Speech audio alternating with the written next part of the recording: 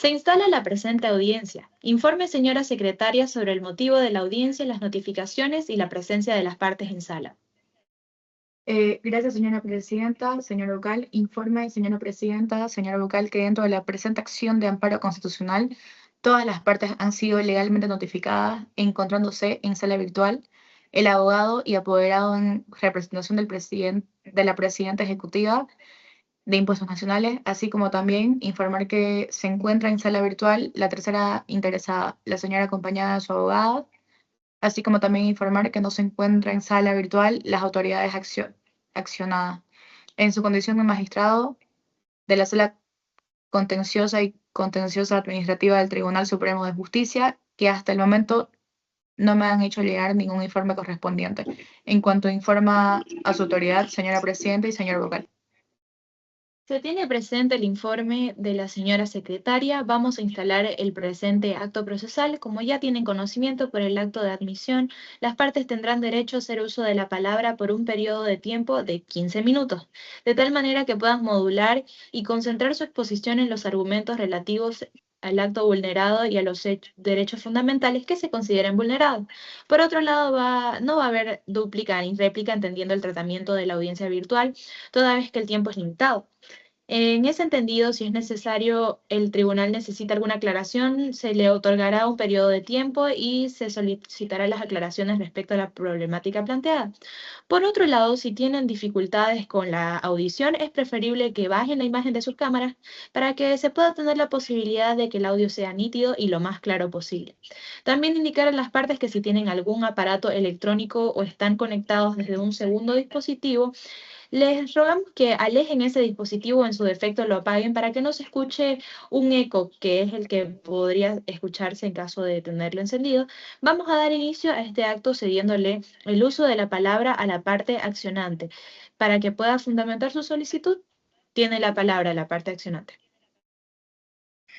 Bueno, cedo la palabra. Señores magistrados, entiendo que si se ha notificado dentro de los plazos que la ley establece y los accionados no han hecho, llegar un informe no es casual para que la suspensión, por lo cual vamos a solicitar que se prosiga nomás con la presente acción. Sí, doctora. Al parecer no me entendió. Le he cedido el uso de la palabra para que pueda fundamentar su petitorio en relación a la acción de amparo constitucional. Muchísimas gracias, señora magistrada. Bueno, a sus autoridades es menester que tengo presente que los antecedentes que respaldan la presentación del amparo constitucional comienzan en el empadronamiento realizado por la contribuyente el 26 de noviembre del 2008, obteniendo en consecuencia el número de identificación tributaria 39 17 72 90 19. Fruto de este empadronamiento es que la contribuyente ha presentado declaraciones juradas, es decir, ella con su conocimiento de contadora y auditora autorizado presenta declaraciones juradas que no las paga y en consecuencia a estas se convierten en títulos de ejecución tributaria, porque son de autodeterminación en la que la administración tributaria no tiene nada que ver y no inicia ningún proceso de fiscalización o determinación previa. Es así que se emite el proveído de inicio de ejecución tributaria del PIT 3230 quebrados 2012 del 9 de julio del 2012 por un monto, perdón, de 9.750 bolivianos. Asimismo, ante el no pago de una declaración jurada ya realizada, se emite una sanción de omisión de pago del 7 de enero del 2013 y esta también se constituye en un título de ejecución tributaria emitiéndose el PIT 473 quebrado 2013. Ahora bien, el 8 de noviembre del 2013, ya tomado conocimiento de estas medidas, inició de medidas ejecutivas y medidas de ejecución. La atribuyente nos presenta una nota adjuntando una resolución de amparo constitucional 22 quebrados 2011 del 28 de julio del 2011,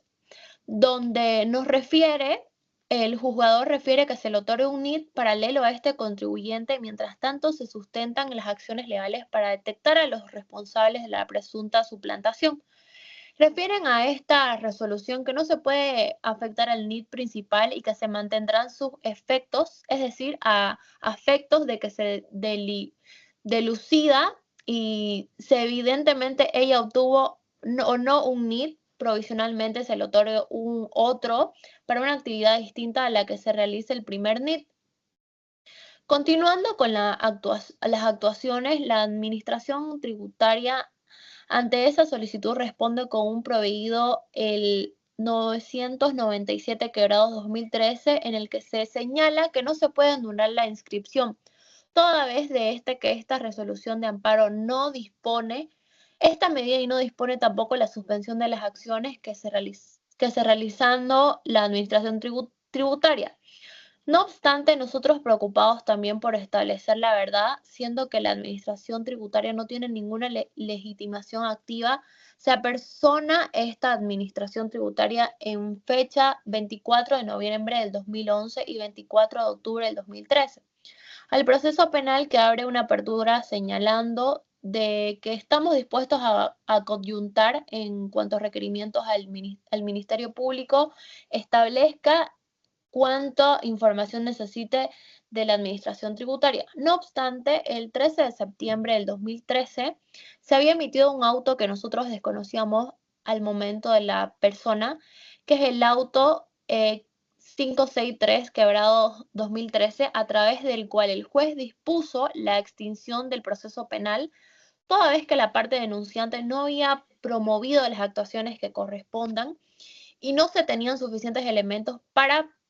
proseguir con la investigación y respaldar una virtual acusación y la sustanciación de un juicio. En ese entendido, el 13 de septiembre del 2014 se inicia con la ejecución de las medidas coactivas del proveído de inicio de ejecución tributaria del PIB 703300383114. En ese entendido, los contribuyentes verifican que evidentemente estas declaraciones juradas fueron presentadas y paga las deudas que se tenían establecidas en su contra. Es así que el 24 de enero del 2017 se emitieron los autos de conclusión números 2817700005 y el 2817700007 por el pago total actualizado de las obligaciones tributarias, la primera por un monto de 20.000 bolivianos y la otra por un monto de 578 bolivianos, meses después de haber realizado el pago de estas deudas. El 23 de junio del 2017, la Administración Tributaria es notificada con una demanda de anulación de documento público presentada ante un juez civil. Dicho juzgado resuelve declinar competencia de este proceso. En tal sentido, la suscrita presente otra demanda contenciosa administrativa ante el juez administrativo coactivo, fiscal y tributario de la ciudad de Santa Cruz, y este tribunal, a través de un auto 31/2018 del 29 de agosto del 2018,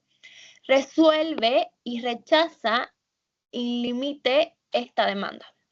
Es así que el 27 de noviembre del 2018, la contribuyente presentó una solicitud ante el Servicio de Impuestos Nacionales de anulación del empadronamiento.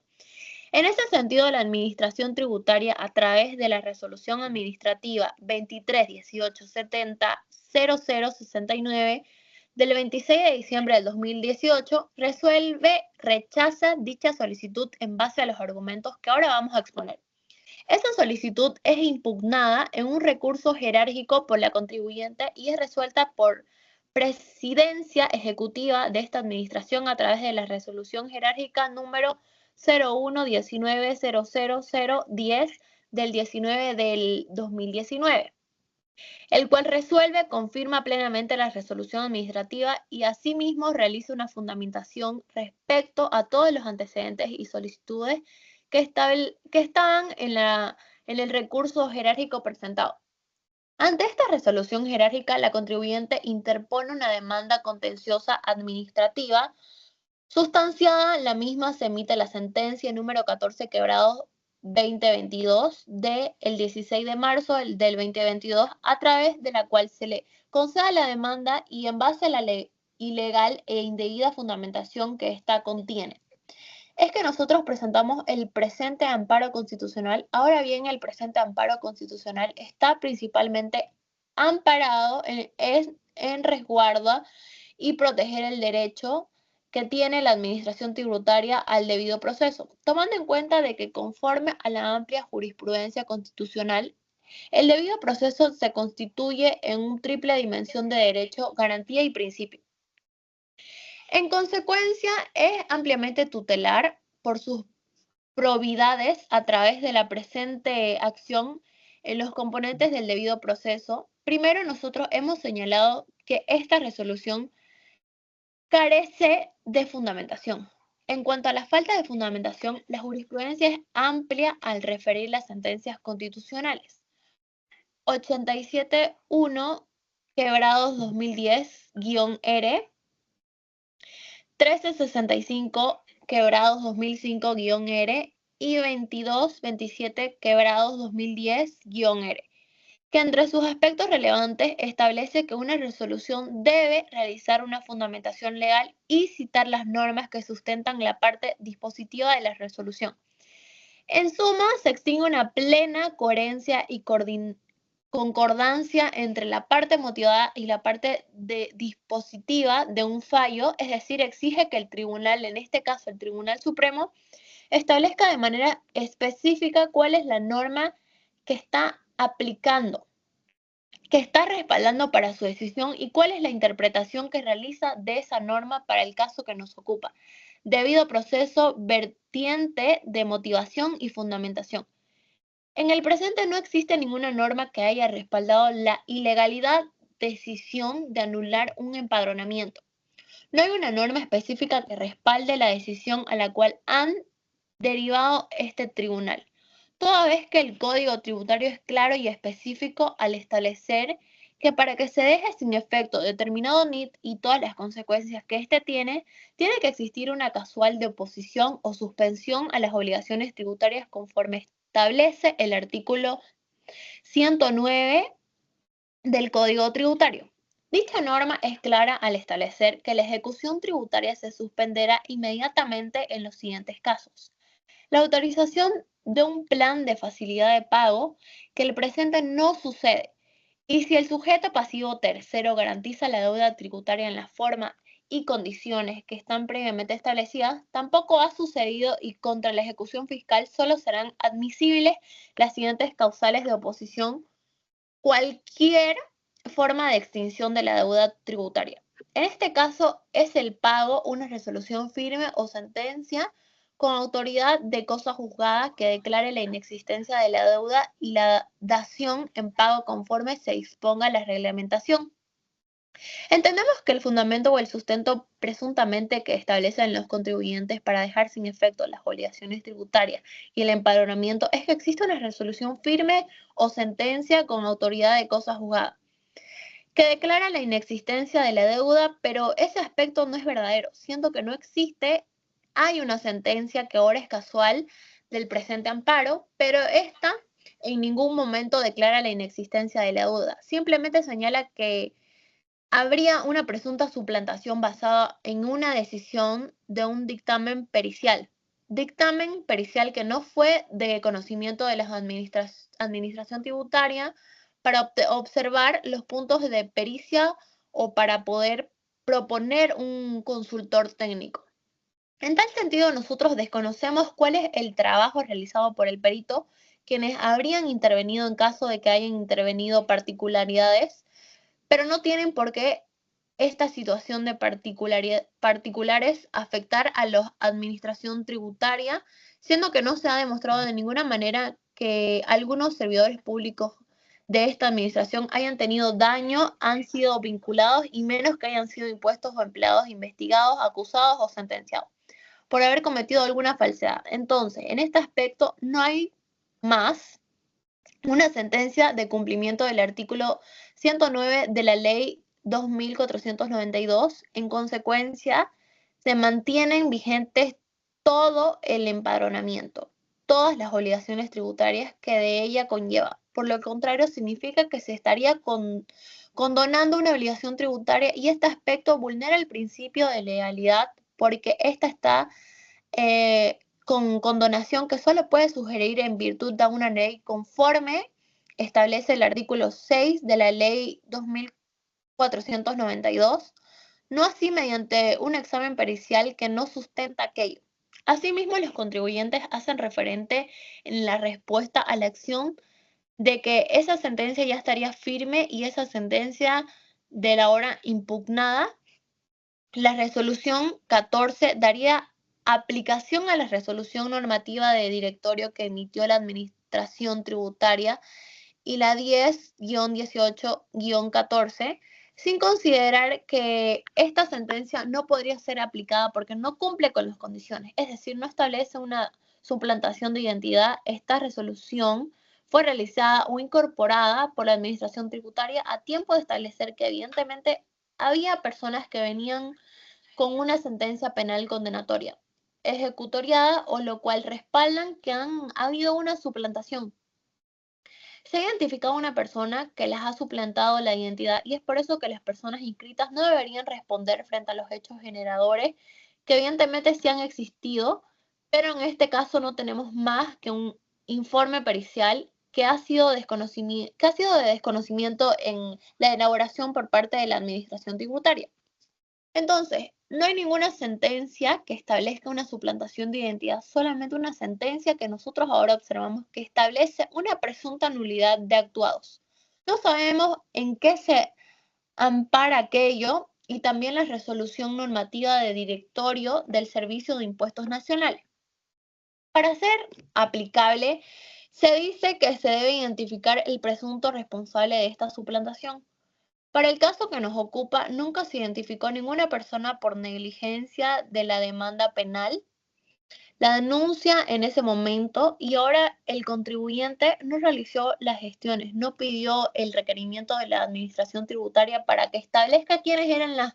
la planilla de los funcionarios de esa fecha. Las declaraciones testificales de los intervinientes en la oficina, los vistos buenos de los supervisores o responsables a efectos de este empadronamiento, jamás se tomó en cuenta la Administración Tributaria. Es más, la Administración Tributaria se apersonó al proceso en efecto de señalar que iba a conyugar una vez que tomó el conocimiento del mismo. En tal sentido, si no hay una persona identificada, no se cumple con los presupuestos de establecer a quienes se deben proseguir las acusaciones, porque hubo un hecho generador, hubieron declaraciones juradas que no fueron pagadas y hubieron terceros beneficiarios del crédito fiscal que de estos servicios se desprenden.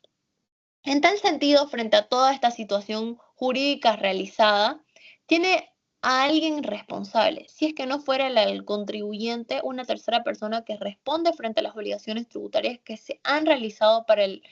caso que nos ocupa. No hay aquello, entonces esta resolución no tiene la debida fundamentación legal, no se adecua a la norma o no establece cómo podría adecuarse a la norma de efectos de que nosotros podíamos aplicar o dar curso a esta ilegal resolución. Ahora bien,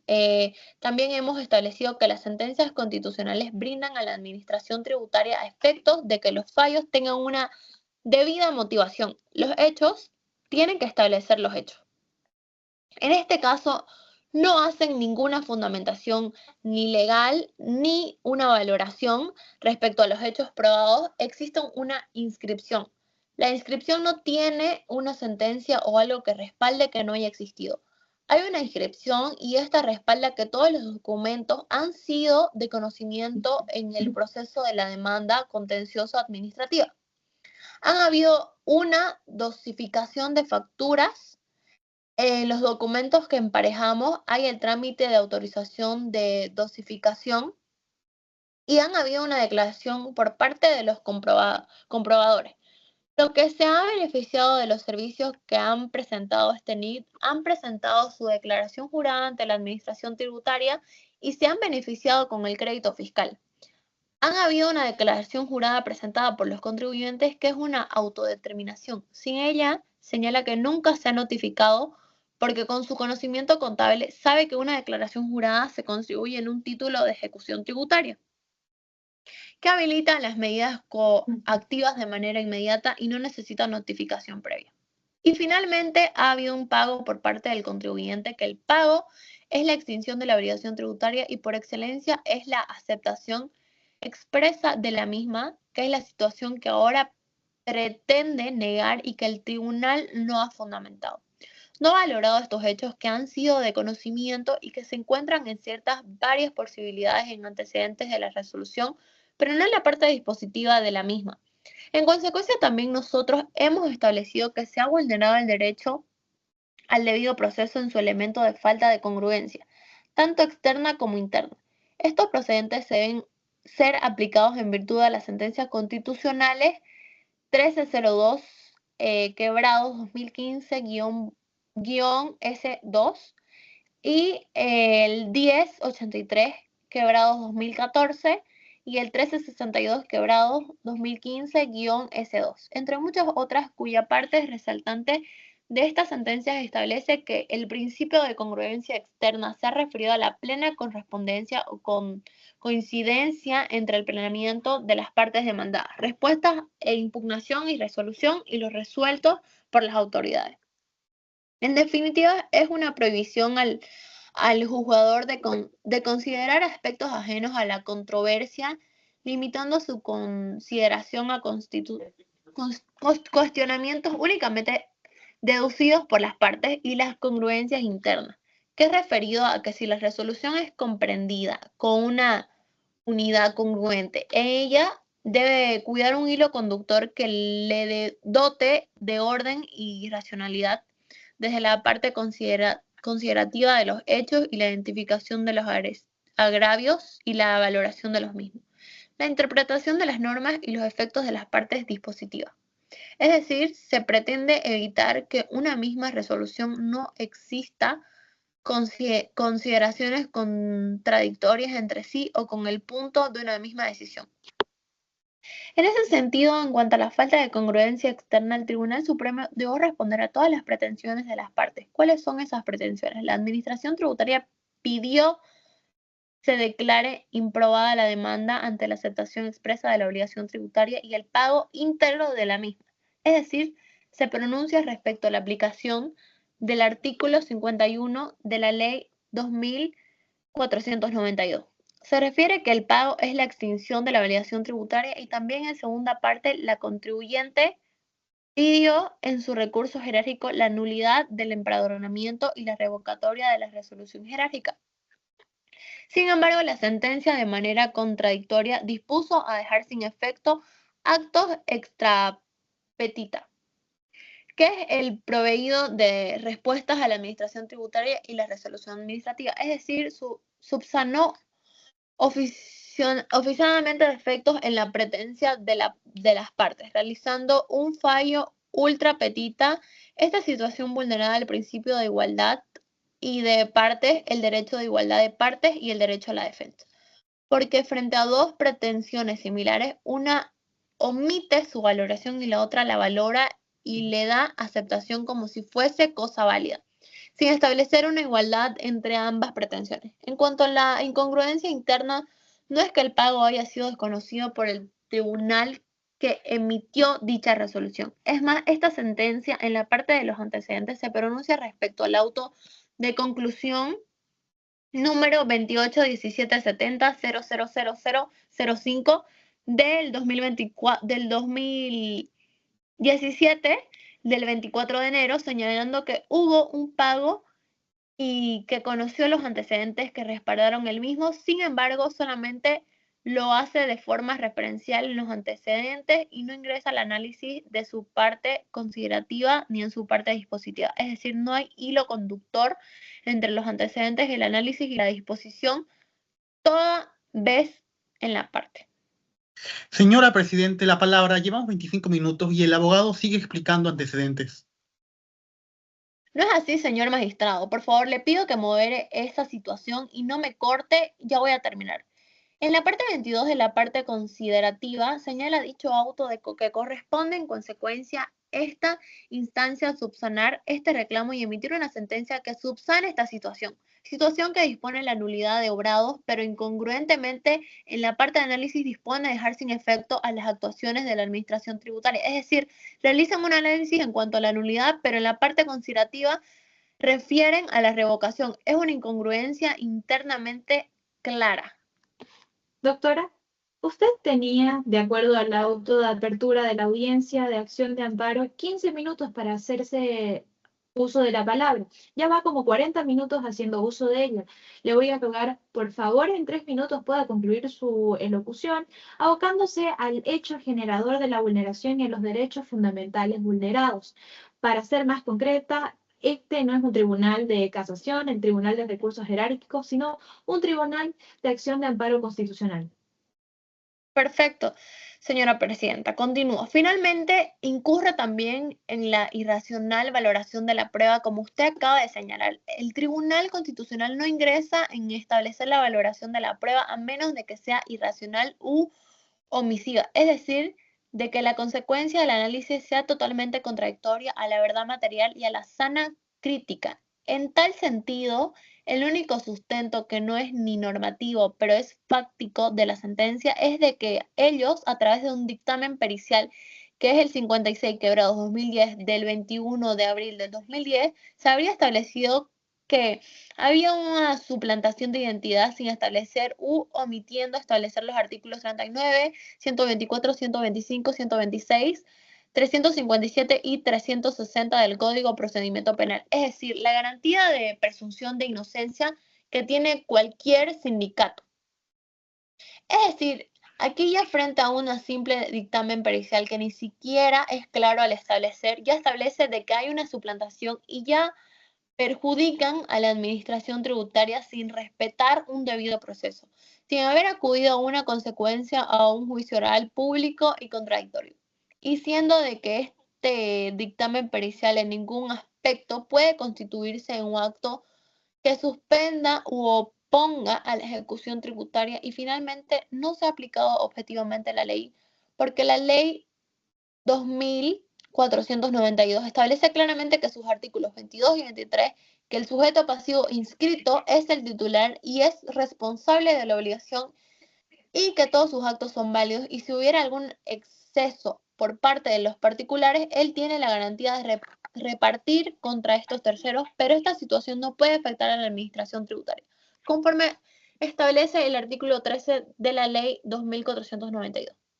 En tal sentido, todos los actos de la administración tributaria son válidos y cuál es el enorme perjuicio que se le ocasiona a la administración tributaria. Es decir, el sentido de que puede aparecer terceras personas que sin tomar o poner en conocimiento de la administración tributaria la sustanciación de algún proceso, realizar un dictamen pericial particular o declaración jurada particular o algún registro de normativa particular en el cual establece que niegan el haberse apersonado la administración tributaria para empadronarse y que fruto de ese presunto antecedente ya se pretendía que se anulen los hechos generados que se han realizado y que nosotros no mantengamos impagos, siendo que se pretende una condonación de obligaciones tributarias que repercute en los ingresos del Estado, puede tener las deudas con el Estado no prescriben. Este procedente es plenamente negativo y perjudicial al Estado plurinacional de Bolivia, presente por la Administración Tributaria en la captación de recursos. Este precedente puede constituir en un hecho nefasto que fácilmente puede ser utilizado por demás personas y nosotros hemos creado un IT para que se dé curso cuando hay una suplantación de identidad, para que tiene que haber un proceso previo que demuestre y respalde esta situación, no simplemente un dictamen pericial que nosotros observamos la licitud del mismo, pero que no pudimos observar materialmente en su momento, porque nunca se nos fue de conocimiento, siendo que la nulidad era de nuestra y el interés era la administración tributaria. En ese sentido, se ha vulnerado completamente el derecho al debido proceso que tiene la administración tributaria en su triple dimensión de derecho, garantía y principio. En tal efecto, nosotros solicitamos, conforme se ha pedido que se deje sin efecto esa resolución y en base a la hora argumentando, emite una nueva resolución el tribunal accionado, que ni informe ha presentado en el presente en el cual se pronuncia expresamente respecto a cómo señala el pago, qué análisis realiza respecto al pago y la aceptación expresa de la contribuyente de su obligación tributaria. Y que en una nueva resolución también establezcan cómo es un dictamen pericial y que se equipare en una sentencia o una resolución firme que pueda ser aplicada en virtud previamente descrita. Esos dos aspectos deben ser pronunciados a efectos que la administración tributaria, si es que proceda a alguna anulación, tenga el debido respaldo legal, que no tenga paraguas, que lo dejen frente a actividades evasivas de otros contribuyentes. Es cuando tenemos a esta solicitud. Muchas gracias. Tiene la palabra el tercer interesado.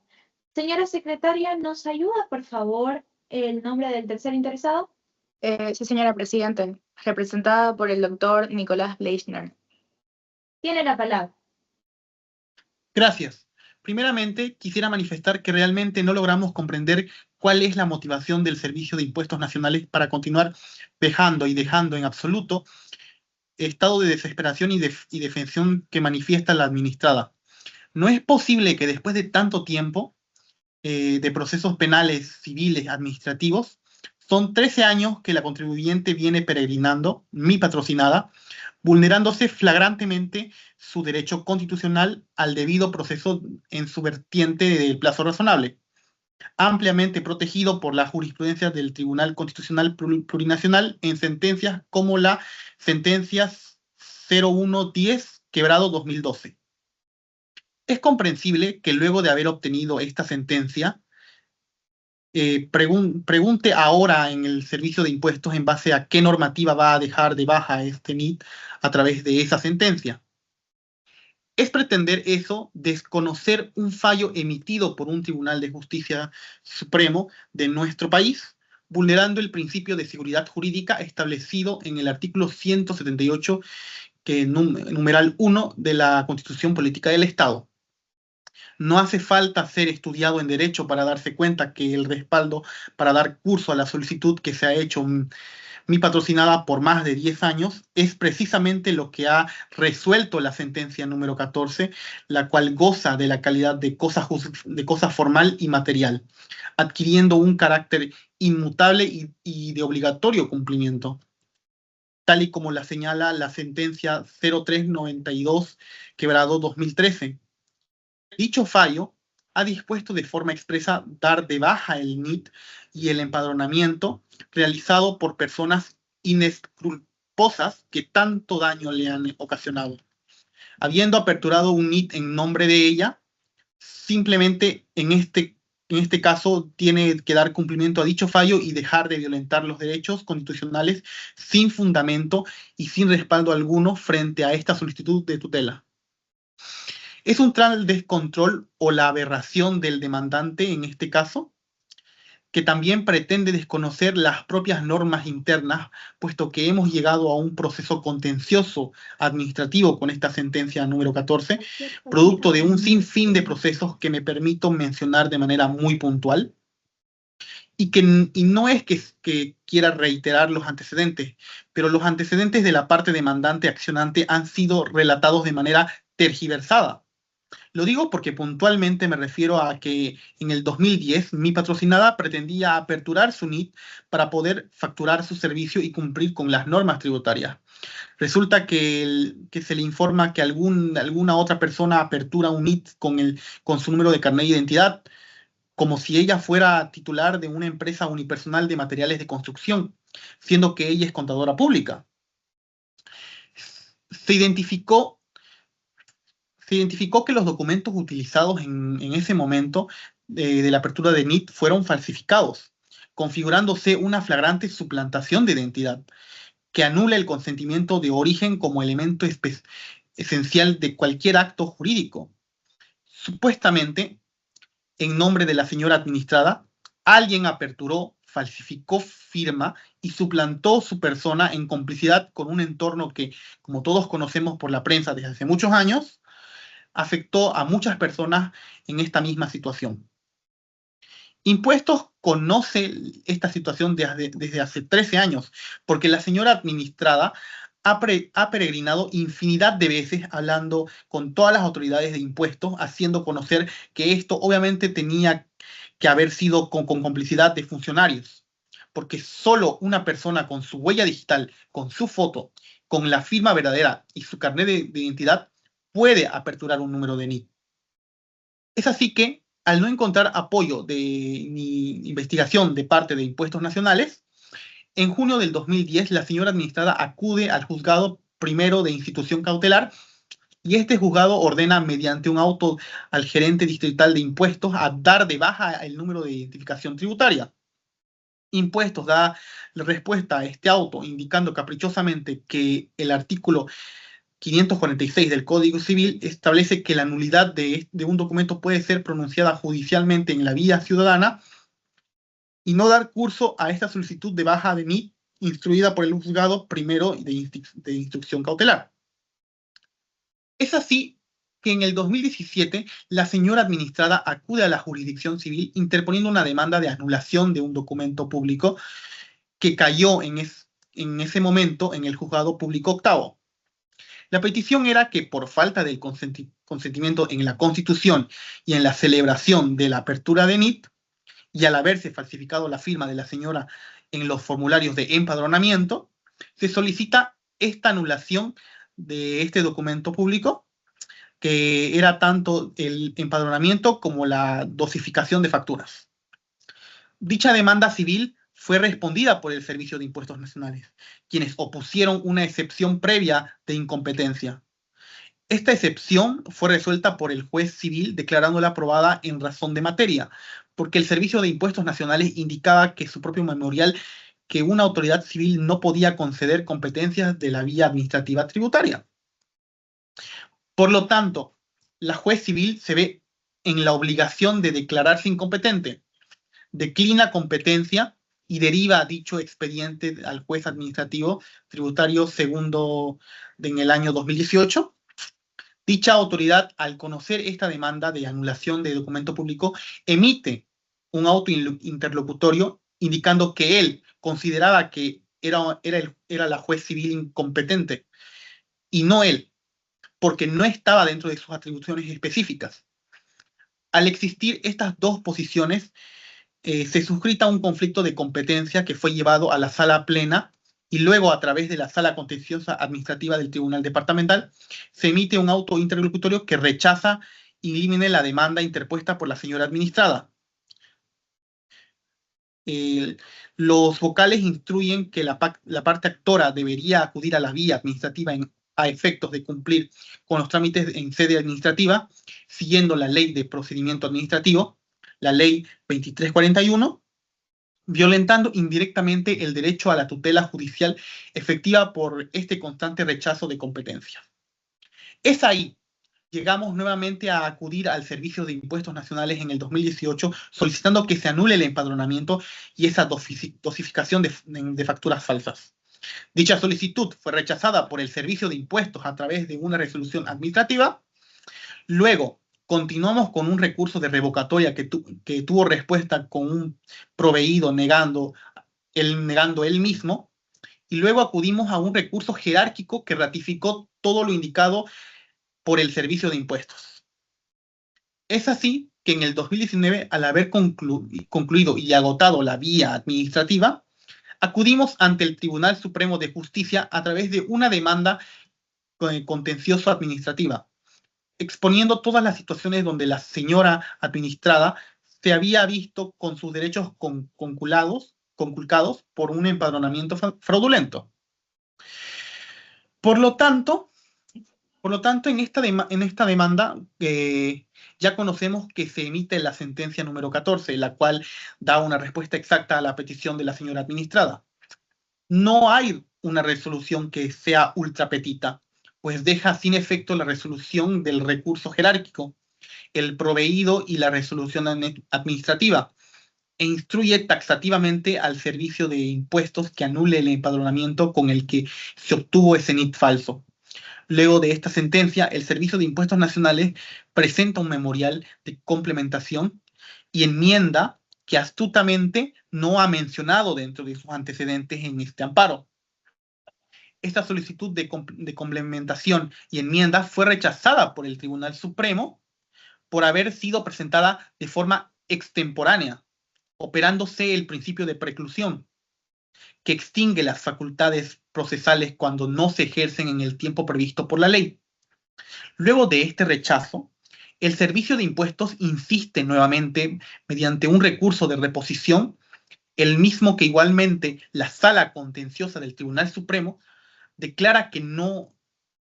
no ha lugar por la extemporaneidad previa.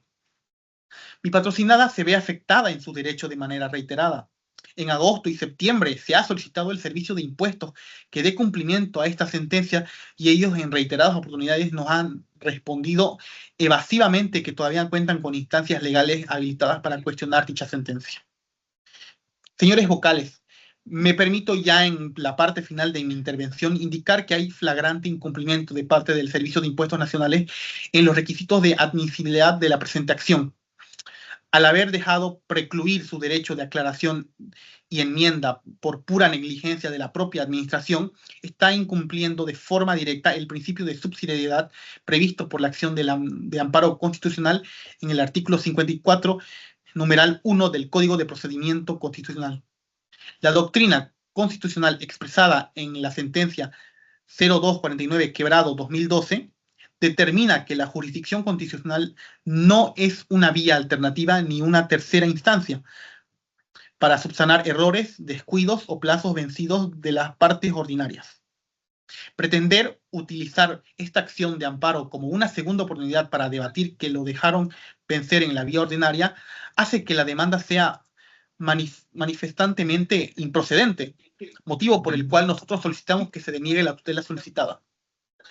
Asimismo, el Servicio de Impuestos insiste que no existe un sustento normativo interno que respalde la administración tributaria para proceder a la baja de ese número NIT.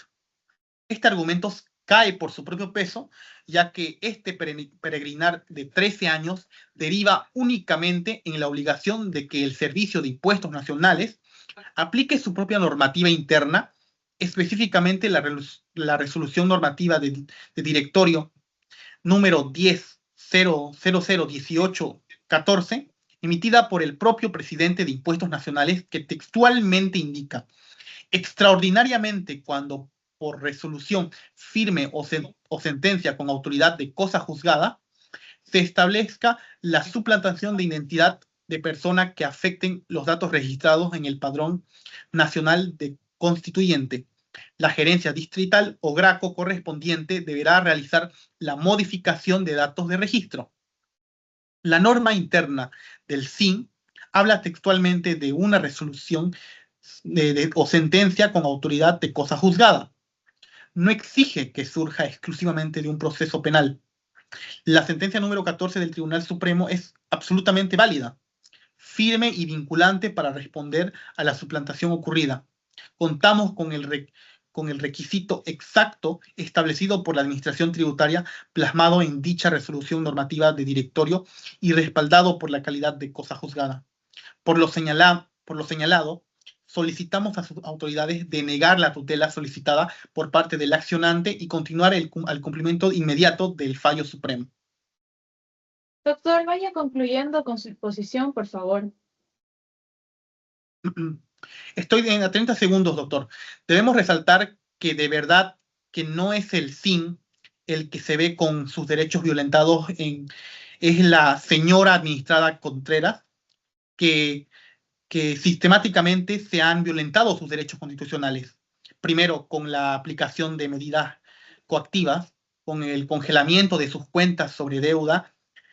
y sobre una apertura de un NIT que nunca contrajo, nunca perturbó, y después con toda esta serie de procesos que se han explicado, se le fueron rechazando y guiados por el propio Servicio de Impuestos Nacionales. Y en esta me encuentro en instancias donde tengo una sentencia a mi favor que declara la nulidad del empadronamiento. Es por ello, señores magistrados, que principalmente la sentencia tiene todos los elementos claros y concisos que otorgan la razón a todo lo solicitado por mi persona en dicho proceso, y solicito en un estado de desesperación y angustia que se rehace esta ilegal tutela solicitada por el servicio impuesto y se condene de una vez por todas, se dé cumplimiento a dicha sentencia. Gracias, señores vocales. Gracias. Escuchado que han sido los argumentos expuestos por los sujetos procesales en esta audiencia, vamos a dar por concluido el periodo de exposición y vamos a pasar a deliberar. Vamos a permanecer en sala virtual hasta tanto el tribunal tome una decisión.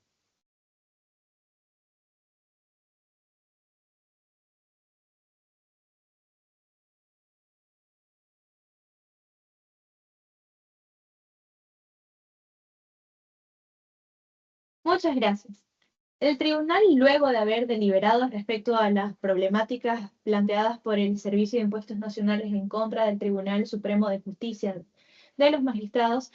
ha llegado a tomar una decisión en base a conclusiones que son unánimes por parte de este tribunal, habiendo coincidido tanto en los criterios jurídicos, fácticos como dispositivos, y en ese entendido que el colega vocal que conforma la presente sala va a ser la persona encargada de pronunciarse de manera inextensa en las sentencias respectivas como fruto del debate realizado en relación a la demanda de impuestos nacionales contra el Tribunal Supremo de Justicia, más propiamente dicho, en contra de sus magistrados. En este sentido, que el suscrito debe manifestar su posición respecto a la demanda, indicando que debe denegar la tutela solicitada por impuestos nacionales o el Servicio de Impuestos Nacionales, entendiendo primero que en esta acción de amparo constitucional, el accionante viene a demandar y hacer referencia a hechos tales como el asentimiento que podría haber existido por parte del hoy tercero interesado, al haberse aceptado realizar pagos de impuestos nacionales respecto a la obligación que supuestamente ésta tendría con impuestos nacionales, entendiendo que habría una presunción de veracidad, de certeza, de aceptación de los cargos demandados por impuestos nacionales, y el accionante sostiene que estos elementos no habrían sido tomados en cuenta por las autoridades accionadas, así como también cuestiona el hecho razonable de la pericia realizada y de que estos no habrían formado parte de la misma. De estos supuestos tenemos que manifestar primero que al momento de realizar el apersonamiento y la contestación de la demanda contenciosa administrativa realizada por la hoy tercero interesada, administrada, en su contestación, Impuestos Nacionales no hace absoluta referencia a ese supuesto que hoy está demandando, como es precisamente el asentimiento realizado como fruto de los pagos parciales que realizó la hoy tercera interesada a Impuestos Nacionales y que viene a cuestionarlos el día de hoy, y nos podríamos hacer como fruto de ese razonamiento la siguiente pregunta.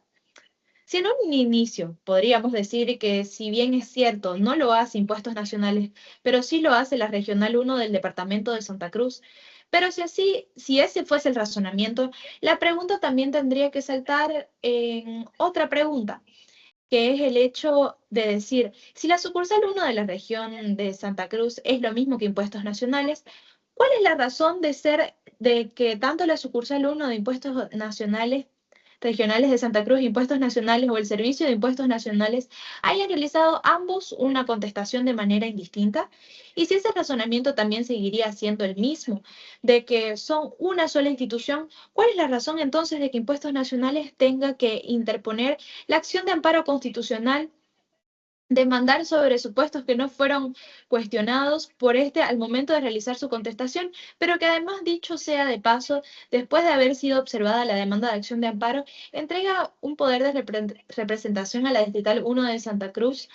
Lo que quiere decir entonces que no estamos hablando de los mismos sujetos legitimados activos para poder interponer la acción de amparo constitucional. Y por otro lado, en relación al cuestionamiento de la pericia, es importante hacer notar de que el tribunal accionado ha tomado en cuenta y ha hecho un razonamiento y una valoración en debida forma, entendiendo que la pericia ha sido realizada por una división de la Fuerza Especial de Lucha contra el Crimen, en este caso los laboratorios criminalísticos, cuyo informe ha sido evaluado por un funcionario y evacuado por un funcionario público, cuyos informes o pericias que merecen credibilidad, entendiendo aquella presunción de veracidad. Lo mismo que ocurre con las resoluciones y disposiciones que emiten Impuestos Nacionales, que gozan de presunción de veracidad, pero que en el presente caso, luego de haberse desarrollado un trámite administrativo de manera interna, se produce vía control administrativo jurisdiccional un control, valga la redundancia, del desarrollo del trámite en la vía administrativa. Por lo tanto, ante estos supuestos brevemente expuestos, el voto es porque se deniegue la tutela. Es así que la Sala Constitucional Segunda del Tribunal Departamental de Justicia de Santa Cruz, por unanimidad de votos de sus miembros y conforme lo establece el artículo 128 y 129 de la Constitución Política del Estado, dispone de negar la tutela impetrada, ya que el amparo no puede suplir la negligencia procesal, restringiendo al tercero interesado de su acceso a la justicia, y dispone la inmediata ejecución de la sentencia número 14 quebrado 2022, el 16 de marzo de 2022, a fin de proceder con la anulación del NIT empadronado con firmas falsificadas y conceder la imposición de costas y costos por daños y perjuicios en favor del tercero interesado, por verse obligado a comparecer y ejercer defensa técnica para preservar una situación jurídica consolidada mediante sentencia ejecutoriada, soportando una nueva carga procesal derivada de una acción constitucional manifiestamente improcedente o dilatoria, por lo que quedan notificadas las partes a efectos de posibles aclaraciones, complementaciones o enmiendas y en cumplimiento de lo dispuesto en el artículo 129, numeral cuarto de la Constitución Política del Estado, remítase al Tribunal Constitucional Plurinacional en revisión de oficio dentro de las siguientes 24 horas de pronunciada la presente resolución, con lo que las partes quedan debidamente notificadas. Esta sentencia es dictada en audiencia pública virtual y es pronunciada en la ciudad de Santa Cruz de la Sierra a los 28 días del mes de julio del año 2023. Quedan las partes legalmente notificadas con la presente resolución, con lo que termina el presente acto procesal, firmando en constancia el Tribunal de la Sala Constitucional Segunda del Tribunal Departamental de Justicia de Santa Cruz y la suscrita secretaria de Cámara que certifica.